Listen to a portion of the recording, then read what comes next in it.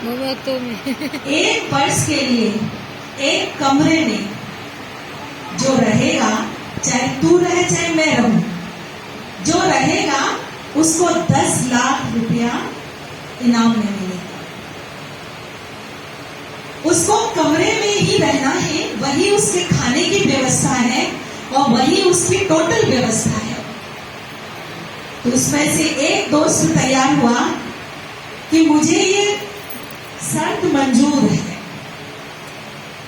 लेकिन शर्त में ये भी बताया गया था, एक बैल लगाई गई थी कि अगर तुम नहीं ये शर्त पूरी कर पाओ तो परेशान नहीं होना, अंदर तुम बैल बजा देना और शर्त तोड़ के बाहर आ जाओ। कई बार ऐसा हुआ, क्योंकि उसके साथ में कोई मोबाइल नहीं, कोई कुछ नहीं, कुछ दे दी गई थी जो उसे पढ़नी थी।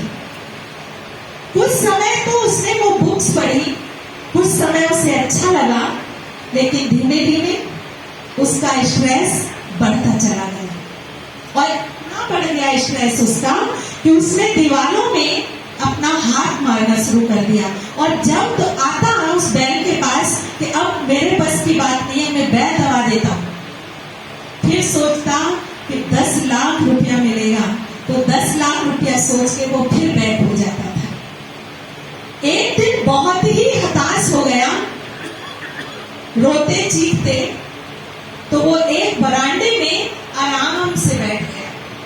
और जब वो बैठा तो उसका ध्यान अपनी तरफ गया और उसने परमात्मा से अपना कनेक्शन जोड़ा। अब धीमे धीमे उसे सहज होता गया और वो परमात्मा से अपने आप को जोड़ता चला गया। अवधि पूरी हो रही थी, उसका दोस्त सोचने लगा कि अब अवधि कंप्लीट हो रही है, 1 माह रह गया है और मुझे इसको 10 लाख देना है, क्या करूं? क्योंकि उसकी बिजनेस में लॉस हो गया था और वो 10 लाख किसी कीमत पर भी उसे अदा नहीं कर सकता था। असमंजस में आगे बढ़ा, अब बस बाकी 1 दिन था, तो उसने सोचा कि अब तो मुझे हर हाल में 10 लाख रुपया देना है और ये तो अंदर ही विराजमान है, अभी निकल ही नहीं रहा है। तो उसने सोचा कि स्ट्रेस में व्यक्ति कैसा सोचता है, पॉजिटिव नहीं सोचता, कभी नेगेटिव ही सोचता है। उसने सोचा इससे तो अच्छा है कि मैं बंदूक लेके जाऊं और इसे मार दूं, तो न लाख पैसा देना पड़ेगा और ना ही दोस्ती तो है, न कहीं चर्चा भी हो पाएगी। समय निश्चित था और वो 1 घंटे पहले वहां पर पहुंचा तो देखता है कि वो वहां पर दोस्त है ही नहीं। और वहां एक पत्र लिखा हुआ रखा था कि दोस्त, मैं यहां से अब शर्त तोड़कर जा रहा हूं, मैं उस सत्ता से मिल गया हूं जो मुझे अब तुमसे कुछ भी लेने की आवश्यकता नहीं है। न मुझे 10 लाख रुपया चाहिए और ना ही मुझे अब शर्त को जीतना है।